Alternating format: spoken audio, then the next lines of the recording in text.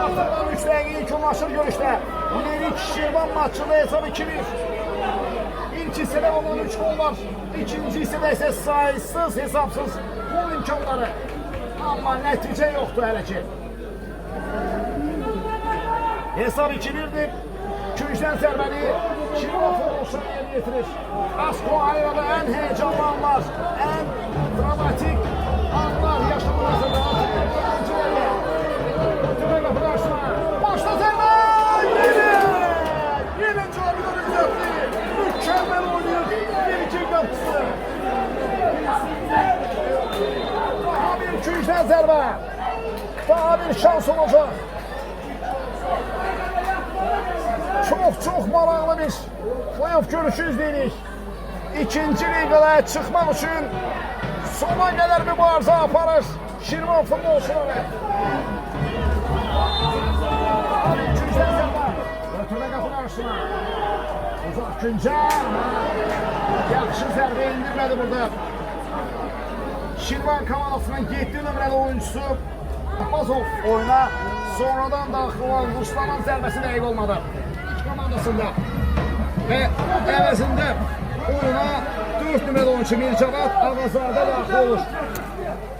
Artıq son anlar, son fürsətlər çox maraqlı keçən ikinci liqanın keçid playoff görüşü Kenan İlişov. Komandasının həyatında daha bir əvəz etdi.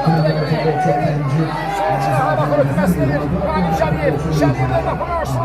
Şəriyev qarşı kəsilir. Ralim Şəriyev indi geriyə çəkilməyə çalışır. Sürətli əks hücum Kenan Sadıxov. Mərkəzdə oynayır. Topa əyalar. Melik futbolçular Zavuruzadə qapçımızdır. Zavuruzadə və yanına keçiyor. Zavuruzadə bugün bir gol olub, bir penalti qaçırıb. Melik komandasının hücumçusu bax bu imkanı da qaçırır. Oyunda son saniyələrdə artıq.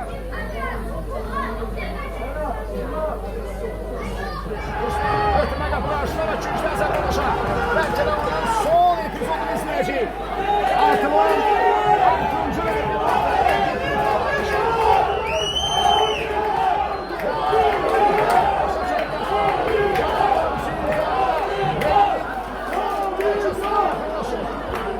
maçda son imkan. Küncdən zərbə. Ötürmə qapını açdılar. Şahidan başladı.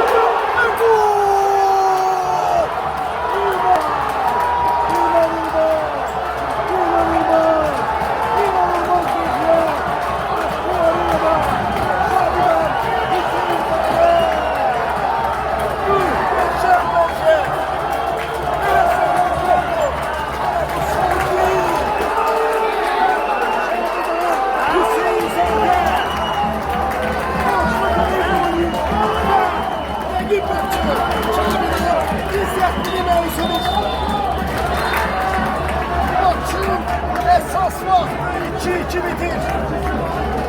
Cabidon Hüseyinzadə.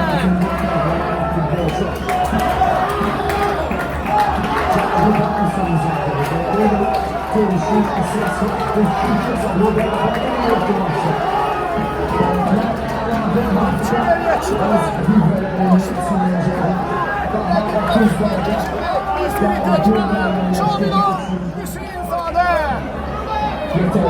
Komanda başlarının etmediğini hatta İlcan Resulov orada belki de İlcan Cabidon ve İlcan her ikisi topa yükselir ve her ikisi sanki eyni anda başla fərqlənməyə çalışır. Yok. İlcan Resulov. Başla. İlcan toxunmasaydı Cabidon da hazır idi zərbə indirməyə. İlcan burada uğurladı qapçılar və Cabidon inisiyatif penaltiyə səbəb olur bu epizod. Penalti vurmaq şansı Şirvan komandasında. Hatırlıyorsunuzsa maçın sonlarında doğru penalti şansını qaçırmışdır.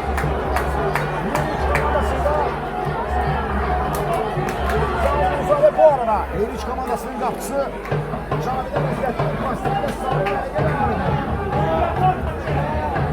Burada Əlqalova Yeşilli topa çalışarkən ayağını pozduğu üçün rəqibi aşkar qoldan məhlul etmək deyildi. Başlayır Eqnitimir, İlkin Xəlilov, zərbə!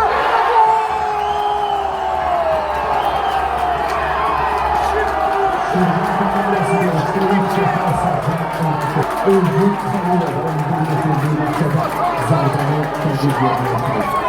Veli Şurban 3.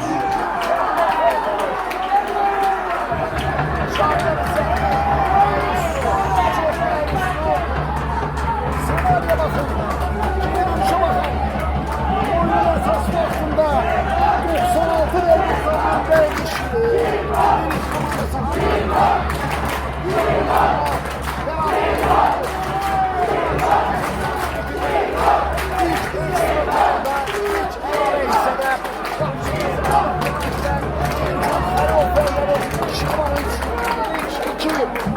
Tekrarı bir daha izledik. Teknik zərbə. İlkin Xəlilov vaxtlara fərqlənir. Və hesab 3-2 olur.